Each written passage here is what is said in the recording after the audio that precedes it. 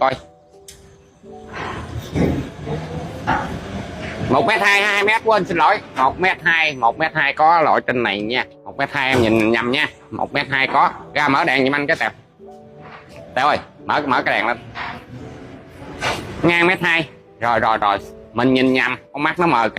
Đây phần trong, ở trong em làm ngăn bằng gỗ thau lao nha, bằng lăng, ngăn bằng lăng.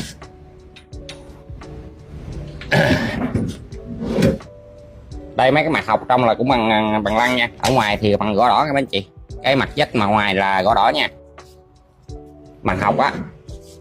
Quan tâm thì anh chị KB ha, KB đi rồi em gửi mẫu cho mấy anh chị xem cho nó rõ hơn nha. Em gửi ảnh gửi mẫu cho.